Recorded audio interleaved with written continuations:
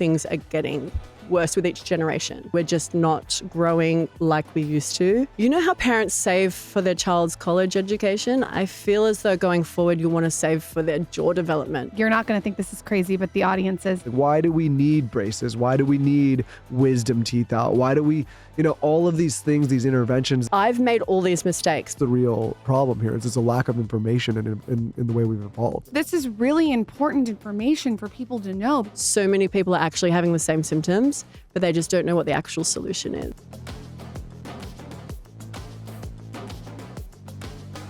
What do you wish everyone who was listening knew about the human jaw? Okay. I wish they knew that the human jaw was not just like a jawline problem and something to do with the teeth, because we are experiencing a jaw epidemic and the jaws are literally our face. It starts here, it's the midface, and it's the whole bottom dentition and the lower jaw, the mandible. And if it doesn't grow properly, particularly the midface, it will affect the shape, the angle, how dominant the forehead is, where the mandible sits, whether it's jutting ahead, whether it's tucked in and like melting into the neck. So I wish people knew that if you're having TMJ problems, that's very common now. If you're having problems breathing through the nose, very common now. And it's a growth limitation. It's not that your genetics are flawed. We're all born with genetics that are meant to function well, but with a modern lifestyle, we're having this jaw epidemic where we're just not growing like we used to. And it's been a couple of 100 years, particularly now, where things are getting worse with each generation. And where does, take us back to the very beginning of when a baby is born, where it starts. So a few things have changed in infant rearing. If you don't check for a tongue tie at birth, which mothers used to get the signal that there is a tongue restriction, which means the frenum beneath the tongue is too tight, that breastfeeding is painful and they clamp onto the nipple and they don't cushion it with the tongue. And if you're breastfeeding, you think, oh, that's not comfortable. And women would have the knowledge we need to check the tongue. But now if it's not working, women will go to the bottle and then the tongue tie may persist unnoticed. And because the tongue is the architect of the mouth, if its mobility doesn't allow it to suction against the mouth roof, guide the top jaw forward and develop it with that internal support and pressure, the jaws do not grow to their full potential.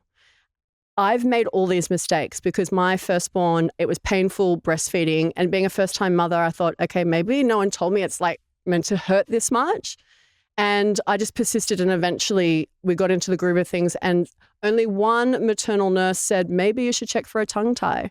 But when I looked on the internet, all it said was a tongue tie could affect their feeding or maybe their speech development down the road.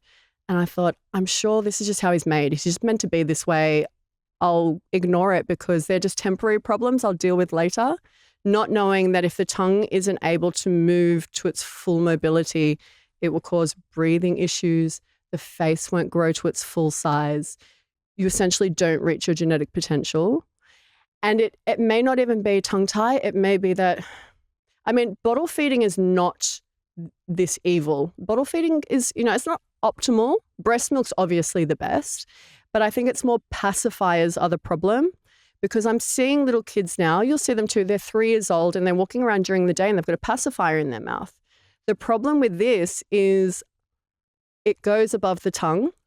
The child sucks on it. Their jaws hang open rather than in occlusion. And so the tongue, sorry, I'm doing this face to show that the face loses that internal support. And pause real quick. I think for people that are listening, we obviously put this on YouTube. Go watch what she was doing so you can get the visual. I think it's important. Okay, yeah. Oh, you didn't capture the visual? No, we do capture the visual. What I'm saying for people that are listening, go watch the video as well on YouTube because it captures the visual. Right. Yeah, so when the tongue is beneath the pacifier all day and during sleep, that is the one muscle inside the skull that's meant to sit suctioned beneath the bottom jaw and the mouth roof. It's low, and so that support's gone to the top jaw and it actually will cave in. It's similar to removing the rods from a tent. If you take those rods out, it will start to sink in. Now that's where the nasal cavity is. It starts to squish in the nasal cavity, and the mouth roof, rather than be flat, it's high and vaulted. All of these structural issues arise because the tongue was never taught to be in the right position because the child was always pacified for years with the incorrect tongue posture. So does it go like supposed to be like this, but it kind of goes like this? Exactly. Yes. Okay. Yeah. So it just basically like turns into like what it's like maybe more of like an oval or shape to like a more of like a. It's kind of like a squarish rainbow is optimal. Okay. Is what the top jaw should look like molar to molar. But we're getting a very narrow triangle that's going too high up, and the molar width distance is narrower than it should be. What are other things that are happening? I can imagine it's what we're eating is a lot of soft food. Are there any other things that you're seeing from a young age that parents can avoid? I've made these mistakes with my first two. I was giving them the pouchy foods, that has the spout, and they're so convenient. Oh, vegetables, no mess. Have them in the car. They do not allow your child to chew food. They need to be chewing. And before we had refrigeration and all of these on-the-go snacks, children would chew on steak or biltong, which is dehydrated meat. So when you take the moisture out of the meat, it's called biltong. They still do this in Central Africa where people don't have a modern kitchen, electricity, refrigeration. And dehydrated meat is very chewy. It's very brittle. And so from that early age of 1 year old, the child will teeth on that and they will chew on that and they will suck on it and consume it. And this is the beginning of jaw development from infancy. And I find it really fascinating that if you look at the statistics on malocclusion, which is whether or not the jaws are lining up properly or not, in those geographic locations, say in remote Africa, they always have perfect occlusion or malocclusion 1, which means the jaws line up perfectly. The teeth will line up, but maybe malocclusion 1, there's a tooth missing or crooked or something. There's wear and tear. I'm obsessed with that because so much so that I went and bought, you're not going to think this is crazy, but the audience is, sap from Africa. It's gum. It's gum, like sap that is made from the trees in Africa that they chew on. So I can chew on my sap gum. Yeah. I've seen this. Yeah. You know good what she's for so you. wild is I bought you that gum. No, you didn't. You bought me the jawliner gum. You bought me jawliner gum. Don't take credit for my African tree sap gum. The mastic. Do you know what it's called? Mastic. Go ahead. Okay. Go ahead. Go ahead. I want to hear. Go ahead. Yeah. So the last 100 years since we've had refrigeration, our malocclusion in the developed Western world has continued to become more prevalent. So most people will have a degree of malocclusion 2, where they have the overbite, or a malocclusion 3, the underbite. But either way, it's a failure of the top jaw to come forward and broad enough, because if it's set back, because it hasn't had the mechanical impact and loading to actually generate bone to line the teeth up properly, then the bottom jaw has to either tuck in behind the retracted top jaw and create that double chin and weak chin profile, or it will adapt by jutting ahead of the top jaw. And children are being sent to orthodontists with traditional methods who are just trying to move the teeth around to get the teeth to meet, but it's about the bones holding the teeth. It's not the teeth. They're just a symptom. Okay. It's exactly what happened to me. Was I got braces. I got the headgear. I got the retainers. I got everything straightened. My teeth were perfectly straight, but my jaw wasn't in the right place. And as I got older, into my 20s, it became a huge problem. And I ended up fixing it with double jaw surgery, which is a huge undertaking. And I don't think that the doctors even prepare you for what an undertaking it is, because it's a true, I'm glad I did it looking back, but it was like an identity crisis for 2 years. And I'm sure the recovery you've heard was this. brutal. Yeah. Right. Yes. I've seen doctors, they'll kind of not mention the extent of the recovery or what you're going through. And then the treatment happens and you go, wow, okay, this is a lot. But you are very, very fortunate that they suggested a double jaw surgery, going the surgery route, and not genioplasty or orthognathic surgery, because sometimes surgeons get it wrong. They don't actually move the top jaw forward. And that's what you had. That put your top jaw in the right position. And then it moved the bottom jaw to be where your face should be, bring you into alignment. But there's some doctors out there who will go, oh, the mandible, well, we'll just cut it and then we'll put it somewhere else, not realizing that it's the top jaw that really needs to come into its right position. Do you know what I mean? Totally. Or I like totally they do get like what you mean. maybe like a chin implant thing, thinking it's an aesthetic thing, but then it doesn't It fix looks the like a underlying witch. issue. Absolutely, yes. If you're putting silicone to create a stronger mandible, the bottom jaw, you've still ignored that top jaw that is retracted, and that means the person has an airway issue. So we can't just go for a cosmetic fix by cutting a square bottom jaw or implanting, because we've left that midface back and the airway tight. I want to discuss airways because Wait, but quickly, yes. to go, how did you originally get into all this to begin with? I'm Maybe a little similar. background. Yeah, well, I'm similar to Lauren. I had a bad experience. I think I was not completely satisfied with my structure growing up. I had a maxilla deficiency, but my teeth were straight. But I wouldn't have known back then it was a maxilla deficiency. I was just like, when I smile, you don't really see much of my teeth. I go to the orthodontist and I say, I think I want veneers. I want to lengthen my teeth and like upgrade my teeth. And they say, we can do that, but let's create space first with braces. So in my mid-20s, I had those metal braces. And so they're doing that for a few months. And then me and my husband, who was my partner at the time, moved interstate for business. And so I took them off too early. I damaged the retainer that they gave me, that plastic thing with hot water. It melted. And I call them up and I go, oh my goodness, can you please replace it? And they said, sure. And then I wait weeks and nothing. And I'm stressing because I think my teeth are going to shift. And then I call them up and I'm chasing up this retainer and they say, I'm so sorry, we have no idea. We never placed the order. So by the time the retainer comes, it doesn't fit anymore. My teeth gradually have shifted out of place, but I had no idea the extent of the damage this misaligned bite would cause me. 12 months later, I'm looking in the mirror and I've watched my face demise gradually. I've got one eye larger than the other one is sunken in. My jaw is on a complete slant. It's warped. I'm completely asymmetric. And because you're told by orthodontics, oh, well, if you have anything wrong with your face, like, for example, crooked teeth, they tell people, oh, it's inherited. I'm looking at myself in the mirror saying, have I just aged really rapidly and really poorly? Have I got the worst genetics in the world? Not realizing that my bite had moved so much that I was only chewing on one side, making it dominant, while I was having bone resorption on this side. And I still have this to a degree because I've never addressed the mandible. But 8 years ago, when I went to the internet looking for solutions, because plastic surgeons said that the one who didn't replace the retainer, he fobbed me off, of course, and said there was no issue.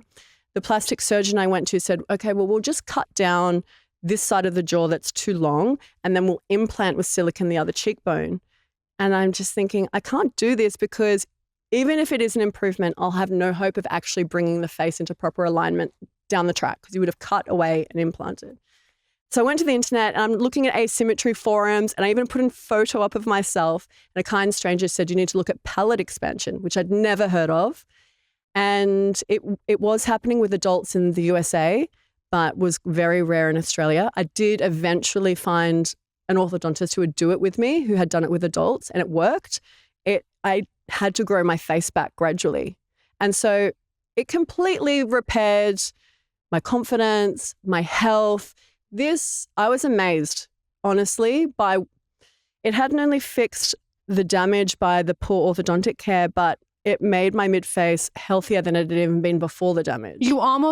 Don't you feel like I feel like this, that I look younger once my face was in alignment than I did before? Isn't that, yes. But I'm older. Does that make sense? Absolutely. Yeah. And this is another thing I want to say to people, and this isn't related to you, but I'm saying the reason we look older before we grow our jaw properly is we will have nasolabial folds in our teens or even childhood. Children are starting because the mouth roof is too small and it's back. And so everyone's trying to use filler to get rid of nasolabial folds, unaware that it's the bone structure. It's the cheeks point being too close together to the nose bridge, creating a fold here. And I looked older then before I expanded. And because I'm not completely in alignment, I have to move the device once more. I have a deeper nasolabial fold on one side where it's weak, where I'm only for the first time in years putting that impact back on that side when I'm chewing. And so I notice it starts to vanish the more I can build up the bone structure. And so what's taken me many years to figure out, I've done so much trial and error. People could read my book and learn about what's the true root cause of their problems and bring themselves into alignment in 6 months. I do not mess around with non-toxic cleaning supplies. I'm telling you, it is something that is so important to me. It's important to my kids, even Michael. And the brand that we use, that I always use, is Branch Basics. It's free of fragrance, hormone disruptors, and harmful preservatives. There are so many crazy ingredients that I've learned about in cleaning supplies, and just making that shift is going to make your house so much more non-toxic. I like their premium starter kit. This replaces all your harmful cleaning products in the home in like one swoop. They even have this new luxurious hand soap, and it's made with only the safest ingredients to nourish your skin. I actually travel with it, and if we are gone for a long period of time, I'll put the hand soap in the bathroom. It's such an easy shift. Like, it's such a quick thing you can do. My kids are washing their hands a lot. Michael is, and just to replace the hand soap and know it's non-toxic is incredible. Changing my home to all non-toxic has been a game changer. I noticed that when I go home, my nervous system immediately relaxes. So home is where you should go to detox, not retox. So if your home is full of chemicals, it's really hard to detox. Branch Basics makes it very easy. Save 15% off your starter kit on their new hand soap when you use code SKINNY at branchbasics.com. Again, that's code SKINNY for 15% off when you purchase a starter kit or their new gel hand soap. Every single day, like clockwork, I take my probiotic. I like to take it in the morning. I will do lemon water with electrolytes. Sometimes I'll throw some ginger in there, and I will take 2 probiotics. The probiotics that I've been taking for the last couple years are Just Thrive Probiotic. This is one of the only probiotics that actually survived the trip to your gut. I like it so much that I've interviewed the founder like 3 times. I think she's just a wealth of knowledge when it comes to the gut. I travel with Just Thrive. Michael travels with it. It comes in like little bottles and big bottles. I even sometimes lately have been trying their gummies. I give their gummies to my kids. It's the same like Just Thrive probiotic formula, but it comes in a gummy form and it tastes so good. While you're on the website, if you're looking for something else to grab, they have this thing called Just Calm, and it's a psychobiotic, and it really works in tandem with a probiotic. So those are the 2 moves on the site if you want to support your gut. Right now, when you go to justthrivehealth.com and use promo code SKINNY, you can get 20% off a 90-day bottle of Just Thrive Probiotic and Just Calm. That's like essentially getting a month for free. The gut is so essential for sleep, for mood, for diet, for health. I am all about a good probiotic. It's clinically proven and available for you at justthrivehealth.com with promo code SKINNY. Fish oil, let's talk about it. I found out I needed to be on a serious fish oil because I had my inflammation levels checked, and they were like, oh my God, you need fish oil immediately. So JS Health, they have a fish oil that's high strength, pure quality. It's great fish oil at 1.5 grams per capsule. It's a very therapeutic dose. Also, this is so random, but it's vanilla coated, so you can ensure there's no like fishy aftertaste or fish burps. I like her products because they're heavy metal tested. This is really important when it comes to picking a fish oil. JS Health also has an incredible magnesium blend. If you're looking for something to do like a nightcap with every time you go to sleep, you have to check out their powder. It contains 400 milligrams of 3 different forms of bioavailable magnesium to support your nervous system. I cannot go to bed without magnesium water. Like, I wouldn't even think of it. If you're unfamiliar with JS Health vitamins, they're renowned around the world for their transformational science-backed supplements that deliver results. She's been on our podcast before. She uses the highest quality ingredients at therapeutic doses based on meticulous research. They're all designed in Australia, which is really, really incredible because they really take what's in their vitamins seriously. Anyway, if you're on their site, you got to get the fish oil, especially if you feel like you're inflamed a lot. Fish oil has been a game changer for me on my health and fitness journey because I was so inflamed before I started lifting weights and changing my lifestyle. So I take my inflammation seriously, as you guys know, with the ice roller. And then, like I said, I wouldn't dare go to bed without my magnesium powder. So important to end the night. Visit jshealthvitamins.com/skinny and use code SKINNY. You receive 20% off your order or first subscription order. jshealthvitamins.com/skinny. It's really crazy. Your book is what really got me to wanting you on the podcast. It's called Beauty is in the Bones. And it's so true. And why I'm passionate about talking about this on my platform is I see so many young women so overfilled. And they're using filler to compensate for the bones. And they don't realize that what they're trying to fix has to do with the bone, not to artificially fill it with filler.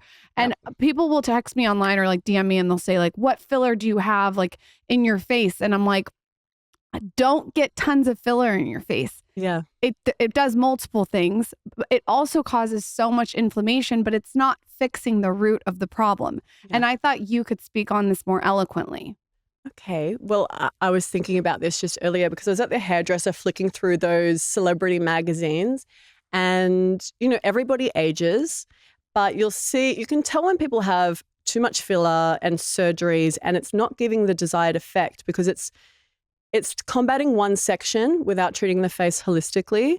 So if you have a maxilla deficiency, which people now have from childhood, but particularly when you reach a certain age, you shrink. Tell us, what's a kindergarten word of a maxilla? So if people don't know what that means. Sorry. Yeah. So the maxilla is the top jaw. Got it. It contains the eye sockets, the cheekbones, the nasal bridge, the mouth roof, and the top dentition. Okay.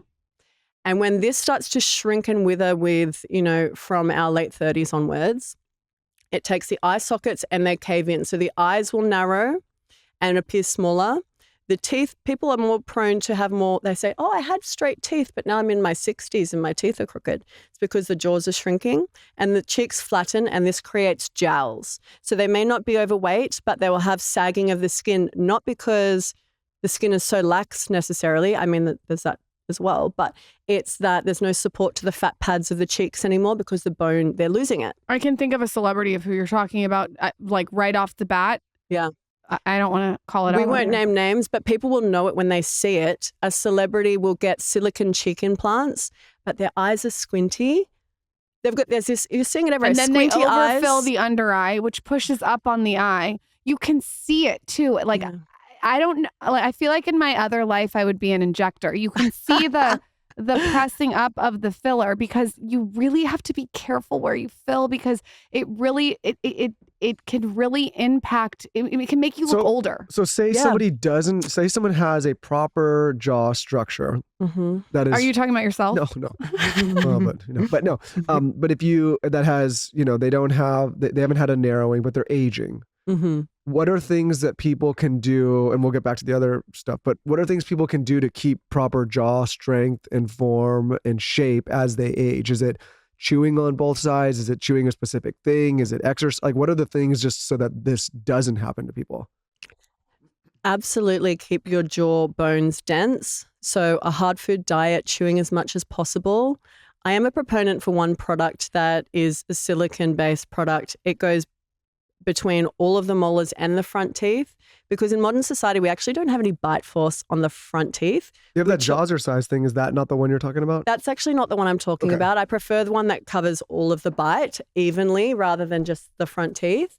And by doing that, you're actually stimulating the front of the jaws, not just the back molars. What's it called? Overusing. It's Alfie Chew. Can you get it on like Amazon or something? You can find it on my page if you want to go to Nurturing Healthy Faces. Okay. Alfie. ALFI Chew. Alfie Chew. Yeah. Okay. I love the company. The people who run it are amazing.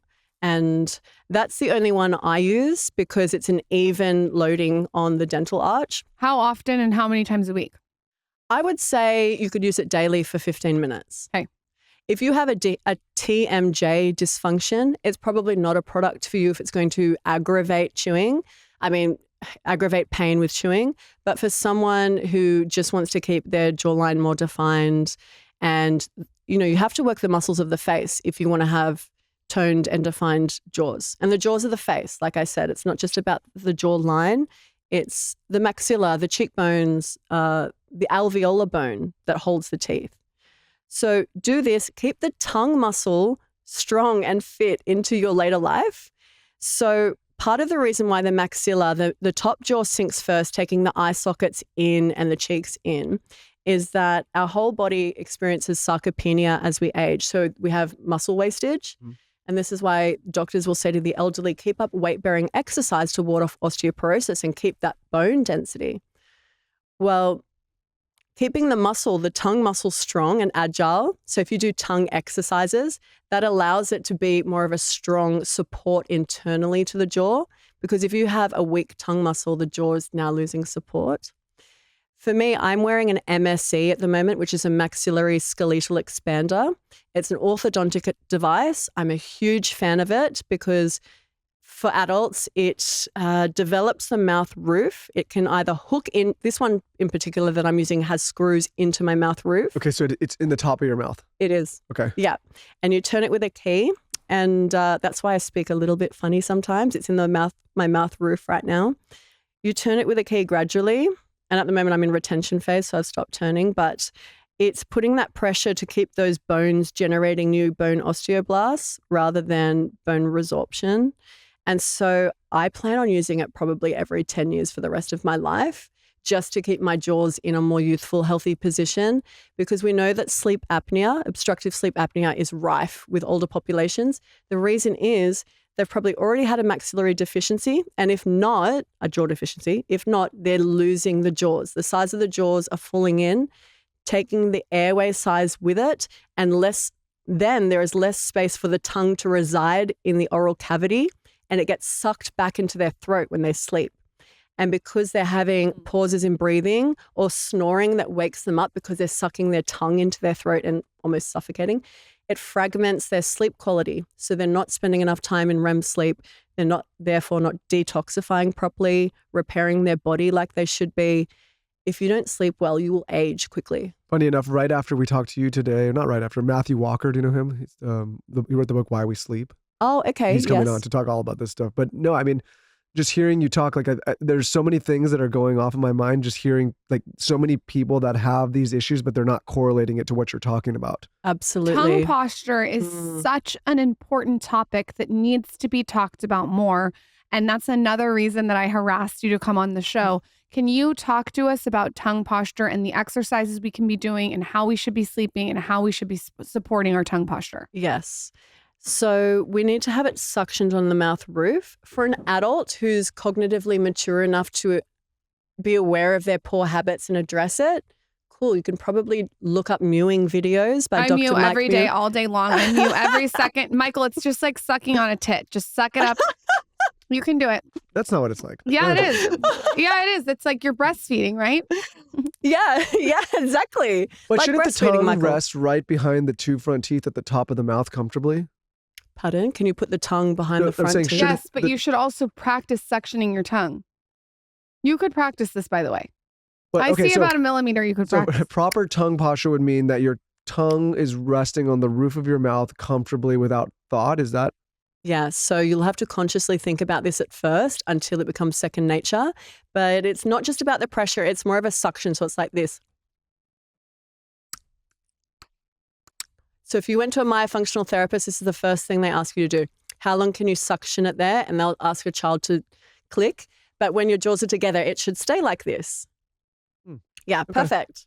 Perfect. But what I've discovered, having 3 children and 2 of them with orofacial myology problems, because I didn't know about tongue ties when they were born.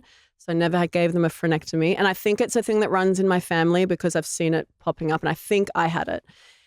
Is if you address a tongue tie when they're 3-year-olds, they've already learnt dysfunctional tongue thrusting or keeping the tongue low because it was restricted.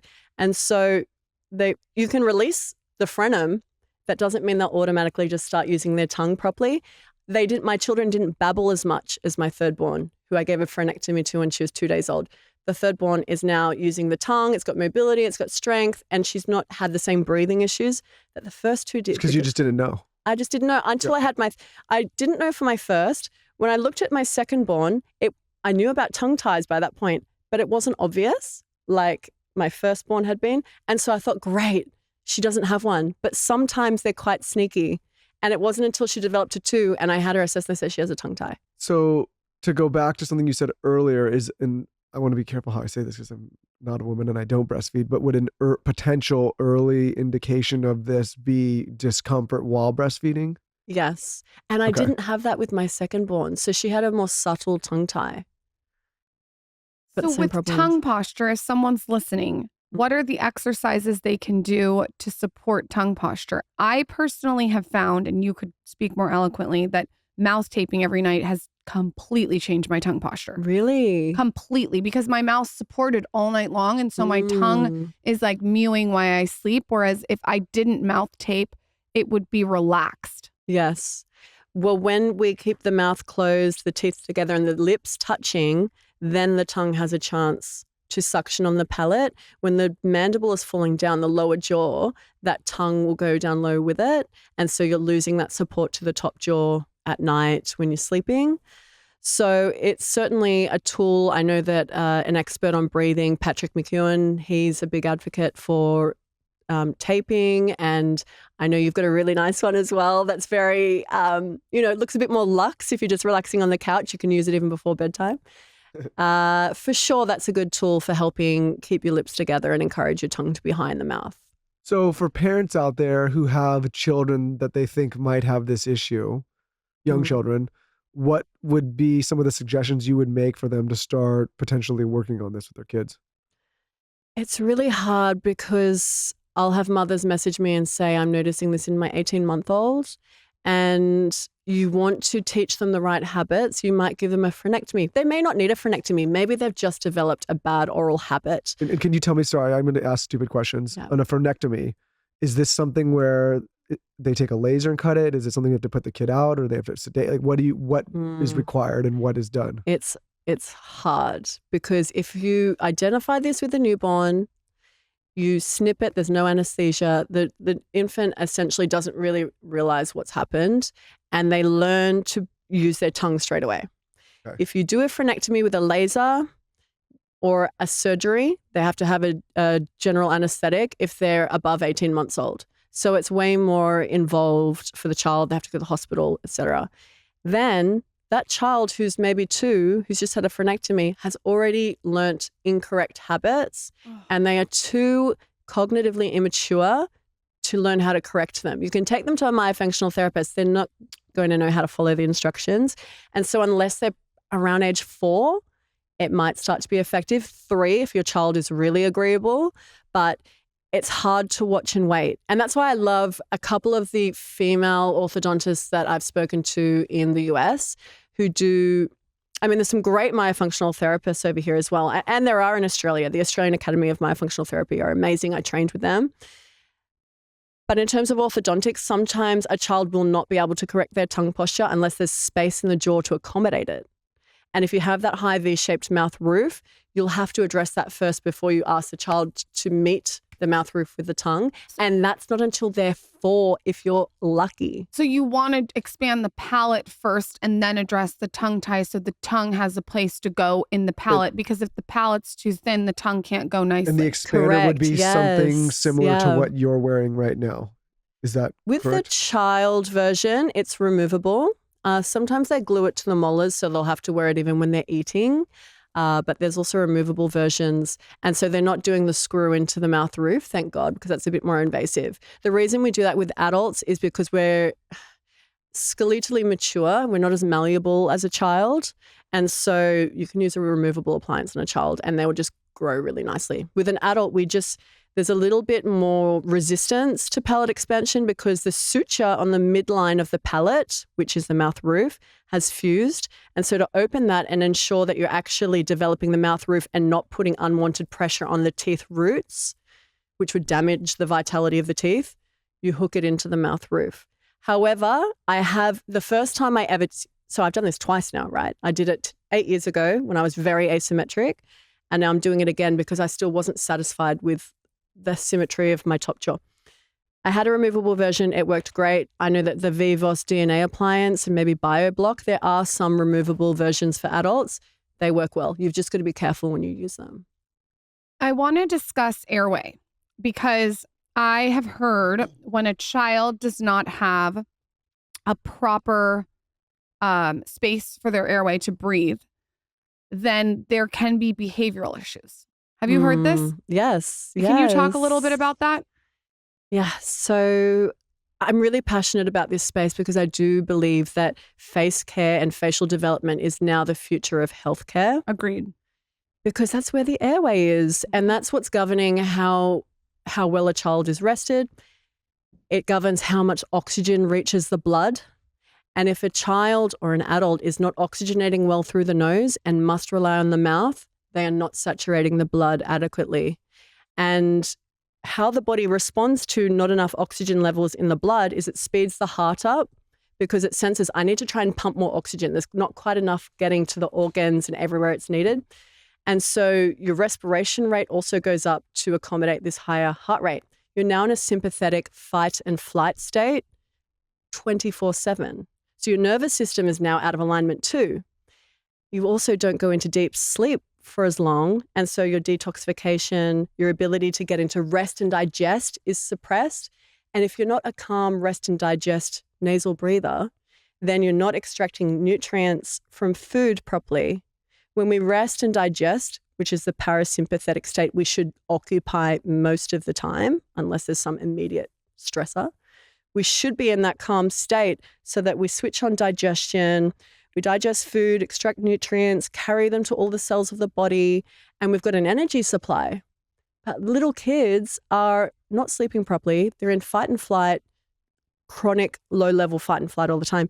And this manifests with symptoms of ADHD, so attention deficit hyperactivity disorder. It's a label that's really just symptoms. We don't say it's a syndrome that's genetic. It's just this occurrence that's quite prevalent now that is symptoms, attention deficit and hyperactivity. These things happen when a child cannot sleep properly and they cannot nasal breathe well enough to oxygenate the blood. And we know from studies that it affects learning and development. So they won't be able to concentrate in class as well as their peers. They'll be disruptive. They have poor impulse control. They essentially become the naughty kid of the class, or the child that thinks, oh, I'm not as smart as everybody else. Or because they don't breathe well and they mouth breathe, their posture is bad. Believe it or not, it affects their athletic output, their posture. So they start to look like this. They have to angle their neck to let air in. And so their coordination is not as good as their peers. It's really sad that children are put on drugs to try to compensate and believe that this is just who they are genetically, when actually there was some lifestyle issues that have set them down a trajectory that's nowhere near their potential.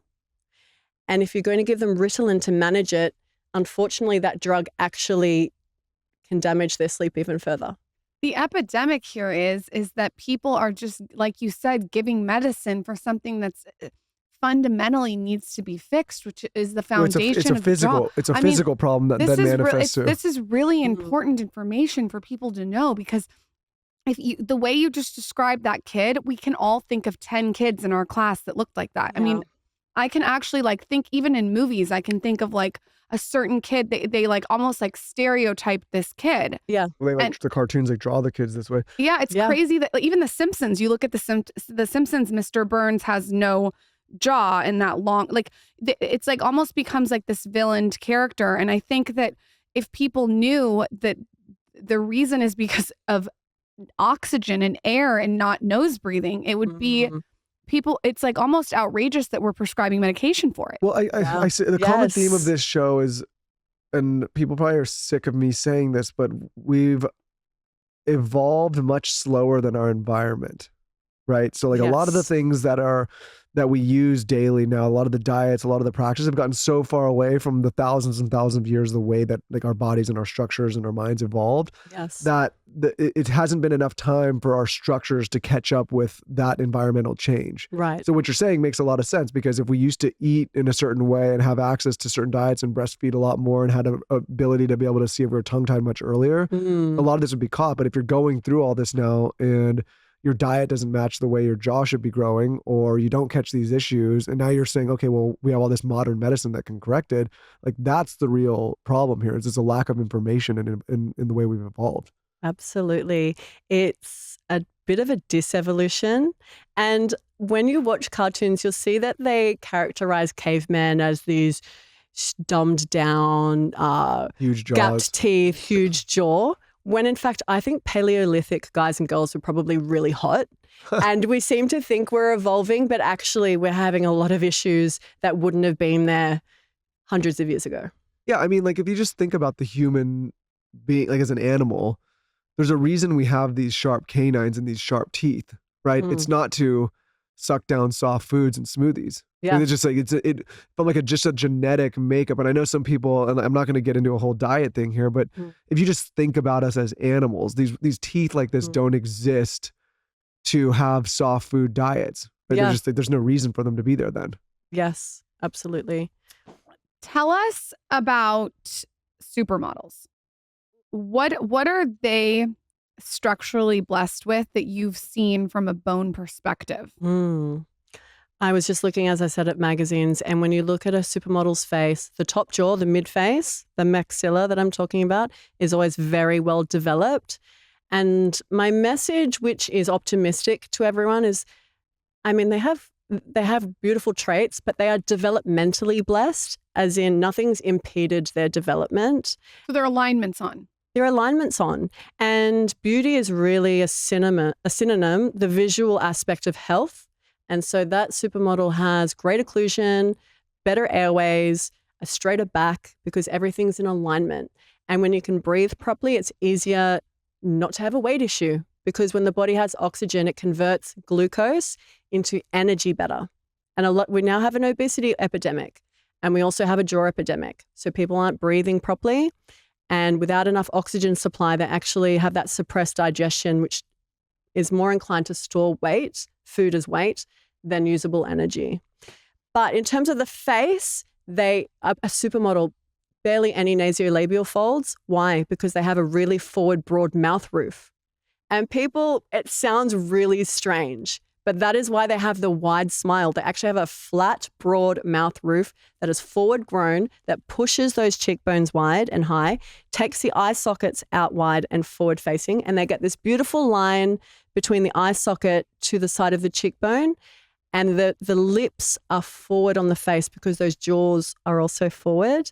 And this is what we can all create something similar if we're guided to grow to our potential. My favorite water, especially when I'm traveling, is Smart Water. First of all, it's alkaline, which keeps you hydrated throughout an active life. I am traveling a lot right now. So whether I'm running at the gym or I'm running meetings or I'm running podcasts, I like a good water. And this one is one that I constantly go for. It's vapor distilled. Okay. It has added electrolytes, and you get this pure, crisp taste with those added electrolytes. And then also, and this is important to me, it has a 9.5 plus pH and added antioxidants. This is weird, but I love the bottle. I love the shape. I love how it fits in my handbag, my backpack, my gym bag. I give this water to my kids all the time. This is just a really great water to elevate in all areas of life. I like having it on the table when we podcast. We give it to the guests. Michael drinks it, but it really is my water, especially when traveling. It's my go-to one. I always reach for it whenever I'm on the go. I like it so much that I actually had a case shipped to where I'm traveling right now. I'm very specific about the water that I drink, and I'm a big water drinker. Okay, you guys know this if you follow my broadcast channel on Instagram. I'm all about the water. Life's full of choices. Smart Water is a simple one. Visit Drink Smart Water to learn more. That's drinksmartwater.com. I do not mess around when it comes to what I feed my dogs. I want their coat to be shiny, their noses to be wet, their claws to be long, and their smiles to be big. I want them to be licking their lips every single time I bring out real, fresh dog food that's delivered straight to my door by the farmer's dog. Their recipes are developed by vet nutritionists. Everything, and this is so important to me if you know me, is made with real meat and veggies. Everything's portioned for your dogs. They make it easy to say goodbye to those brown, sick, dry, crusty balls. You want to feed your dog real food with real benefits. Traditional dry and wet dog food are usually processed. And what I like about the farmer's dog is it's not, which is amazing. They use quality ingredients. It's really awesome if you're trying to maintain a dog's weight, Boone had to lose a couple inches, and this really helped him. He has no more weepy eyes, which I'm very proud of because when we first rescued him, he had super weepy eyes, and it's gone. A fresh diet has tons of benefits for dogs: healthier coat, skin, fresher breath, love that, better digestion, and better poops. It doesn't matter if your dog is young or old, this is the right choice. Get $50 off your first box of fresh, healthy food at thefarmersdog.com/skinny. Plus, you get free shipping. Just go to thefarmersdog.com/skinny to get 50% off. That's thefarmersdog.com/skinny. I have a charity that I am very, very passionate about. I'm on the board of this charity, and it's called I Stand With My Pack. You guys may recognize this charity because I have had the founder and creator of it on the podcast. This charity is absolutely amazing if you're looking to foster or adopt a dog. So it's a female-run nonprofit organization that works locally in LA and internationally to save the lives of animals and prevent suffering and cruelty. I am passionate about this specifically because I learned how crazy these high-risk kill shelters are in LA City. If you're looking for a dog, I Stand With My Pack supports so many incredibly sweet, kind, amazing dogs. And I know this firsthand because they come in Dear Media all the time and I get to hang out with them and meet them and pet them and love them. Sometimes you'll see them pop up on my Instagram story.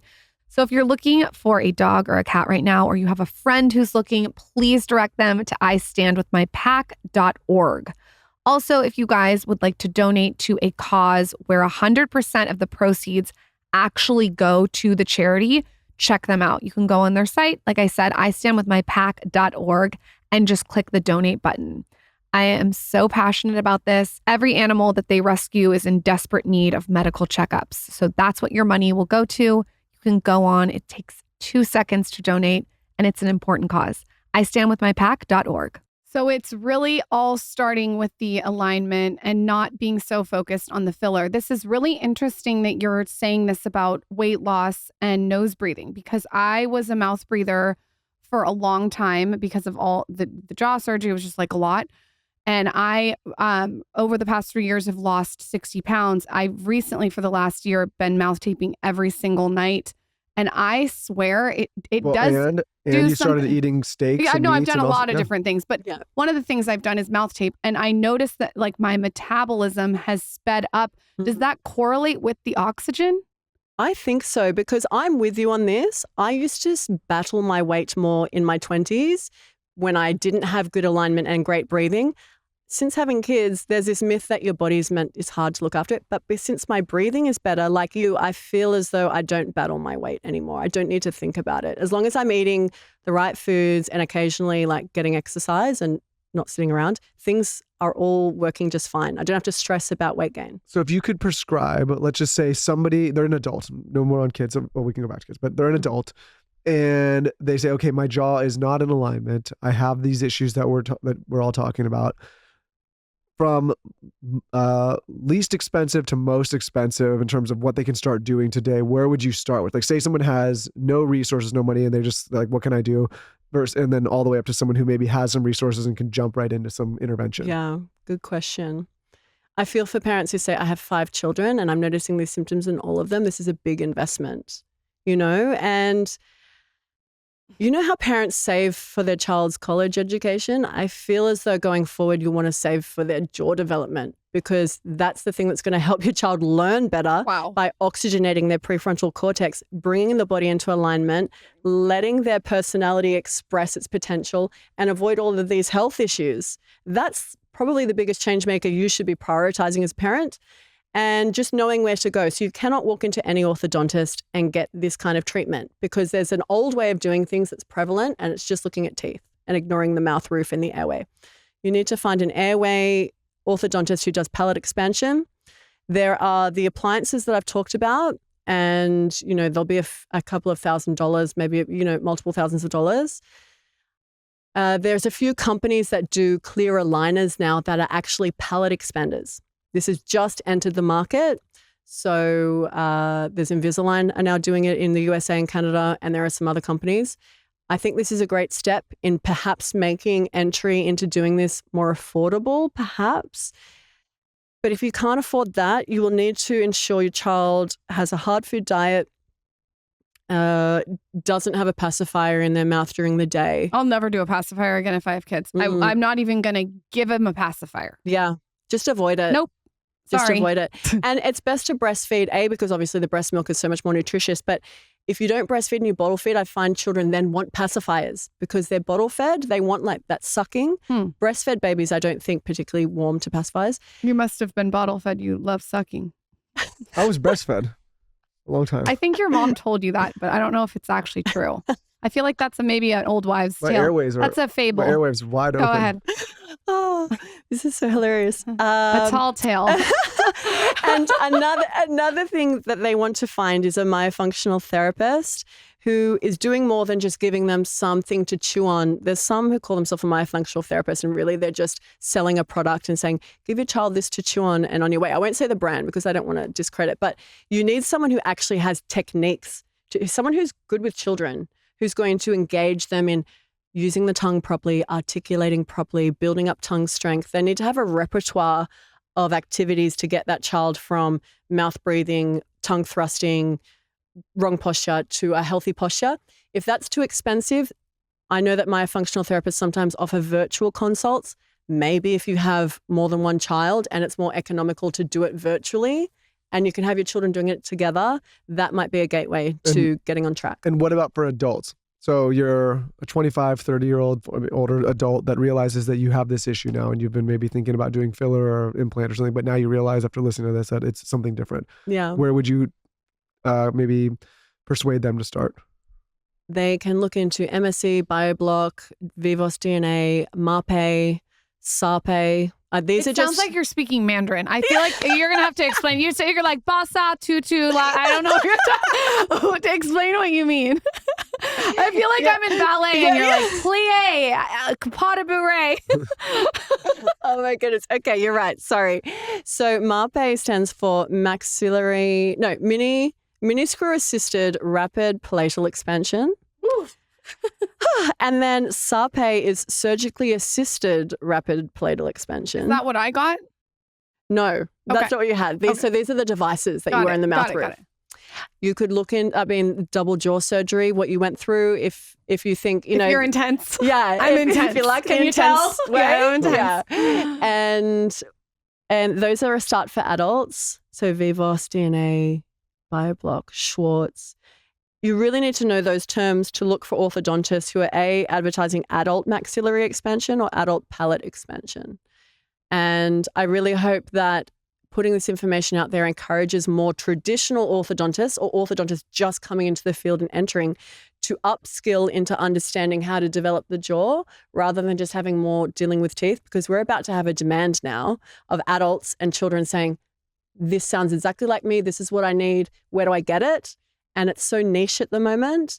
We need more people offering it. Because what's happening is that people are going and getting their face filled and they're realizing that's not fixing the problem. If you fill your nasal folds, it's not fixing the problem. It's just putting filler in your face, which actually brings the eye down. If you really want to get into it. And also, I know you went viral. So it's not pulling the eye up with the actual bone structure. Didn't you have a viral moment too of cautioning parents to not have children get braces? Yes. Okay, two very important questions. I'll start with Lauren and then I'll go to braces, okay. Michael. So with the Botox, you are paralyzing muscle rather than developing muscle. We want operating muscles if we're to have healthy bones beneath, and you're getting in a perpetual cycle of having to do that every few months.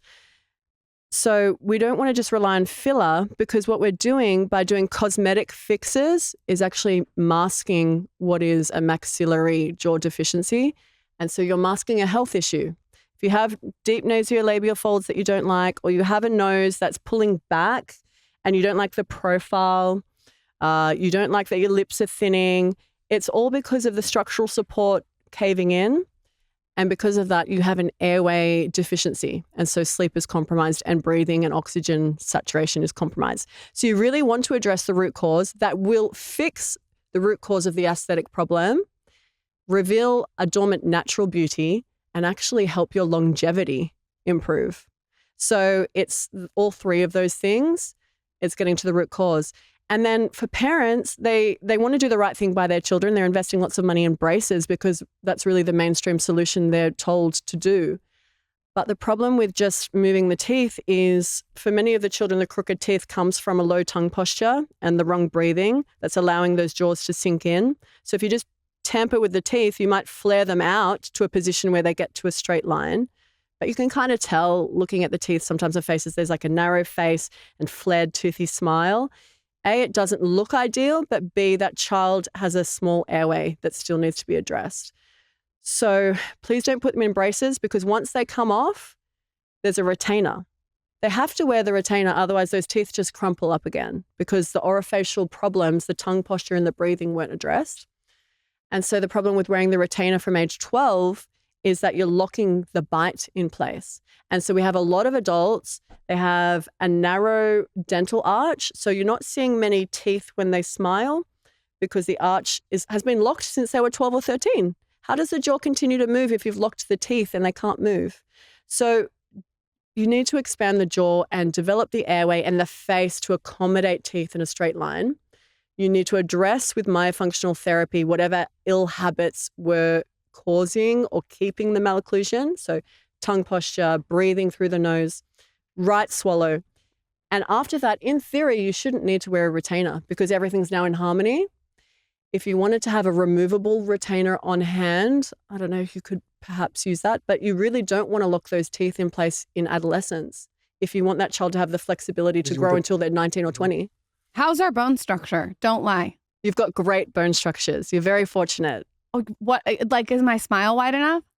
You're showing so many teeth. And I was intimidated coming on here. I'm like, oh, Lauren's got like this big broad smile. You look amazing. Oh my God, don't be, go Google Lauren Bostic jaw surgery. Don't be intimidated. It's been a journey to get here. It has been a journey. And it's so beautiful that you've shared your journey with everybody because you'd be surprised, or you probably wouldn't be surprised, so many people are actually having the same symptoms, but they just don't know what the actual solution is. Well, I've known Lauren for a very long time. And when we first got together and we would be like, we share a bed or whatever, like the way that she slept and the way that she snored, I mean, it was like... You've never heard anything I couldn't believe it. The teeth grind would scare me in the night. I woke up I feel bad for myself when I was younger because I would be tired. I would be taking naps every day. Yes. I haven't taken a nap since I've been mouth taping every night. I haven't taken a nap. I have energy off my ass. But I remember in the beginning when we got together, I could not believe that she could snore this way and grind her teeth this way. It was unbelievable to me. Yeah. And then she would be so tired all day long. And now after all these years and learning all the things that we've learned and then her having the jaw surgery, I imagine there's so many people that have this symptom and they just don't even realize that this is it. And, I imagine there's also a lot of men and women that are thinking like, okay, aesthetically, I need to do all these things, but it doesn't address all these other things. And to your point earlier, if you're not sleeping well and eating well, and even I was thinking, even the way we exercise, if you're not breathing properly in that exercise, it's so difficult to make progress. Yes. What is your personal thoughts on plastic surgery of the face? I say people will do what makes them feel better, but they're doing the best with what they're aware is available to them.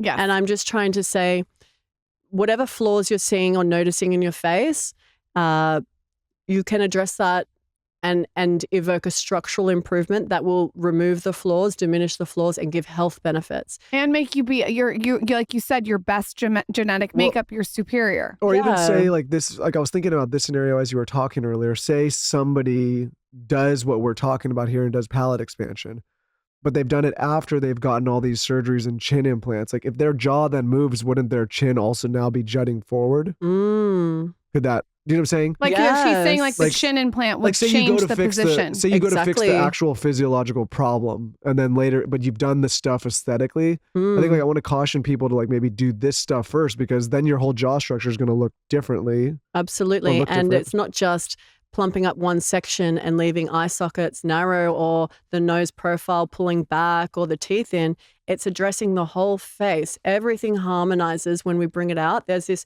triangle of youth. So we want the facial features to engulf as much of the facial structure as possible. Rather than having a dominant facial frame, we want this to pop off. And as I said, I'm doing an MSc expansion, but it was a very simple device that got put in. And so it's expanded my back molars more than my front teeth. And so the next step is actually to expand more of the front of my jaw.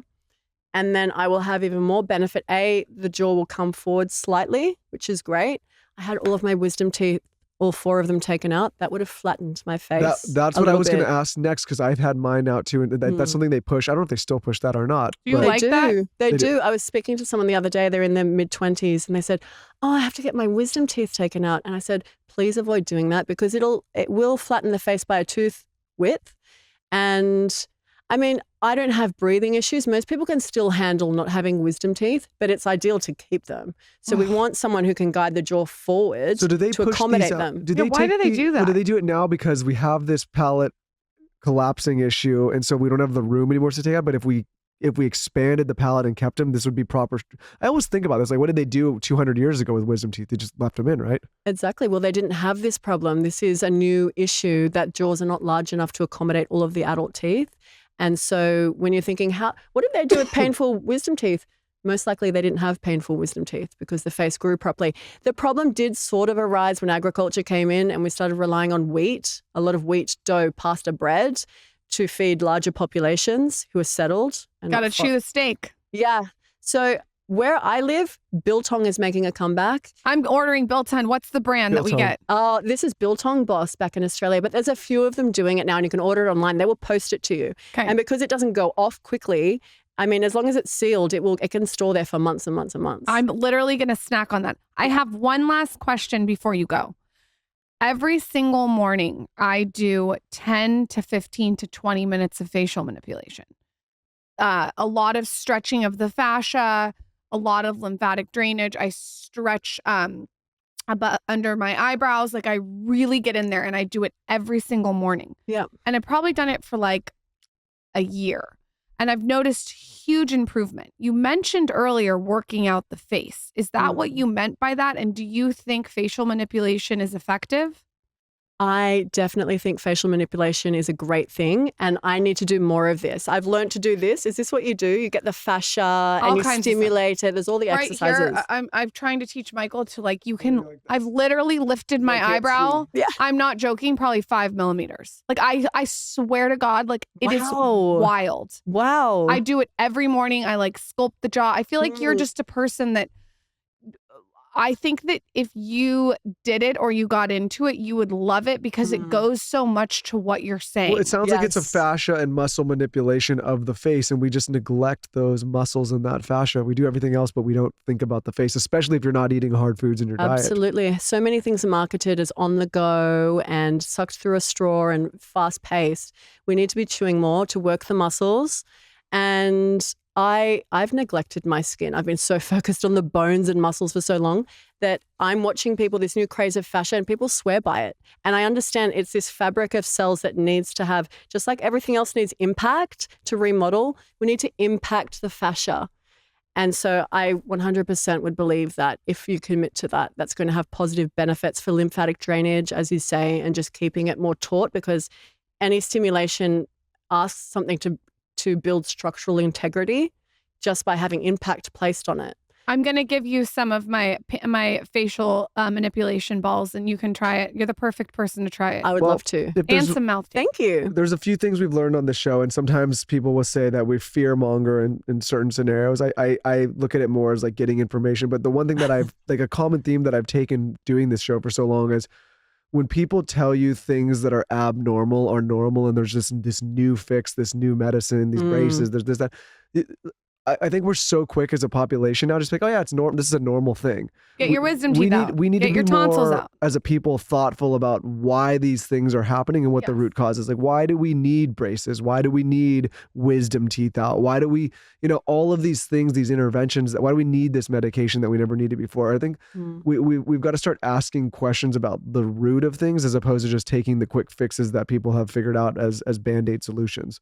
Absolutely. We don't look back historically very far. We look at what did my parents do or my grandparents? And then we forget that humans before that had very different lifestyles and used their bodies in very different ways. And so we need to keep reminding people of ancestral diet or Paleolithic diet and and how did they use their body every day rather than a quick fix, a quick oral medication or whatever. There's all these solutions now marketed to people that are just masking what's a deeper misalignment for them. Katrina, we will be chewing our tree sap gum from Africa and mewing, all thanks to you. Where can everyone find you, buy your book? You guys, I have 2 copies of her book. I'm so passionate about this book. I think everyone who's listening should buy it. So pimp yourself out. Okay, so you can find me on Instagram is my main location at Nurturing Healthy Faces. My website is healthyface.com. My book is called Beauty is Bone Deep. Learn how we grow a beautiful face, plus why doing so sustains health of the body and mind. It's beauty is health. They're the same thing. One is internal and one is a manifestation physically. And I share with people in my book, what are the root causes of their symptomology? What are the knock-on effects of that? And where are the people who can help you?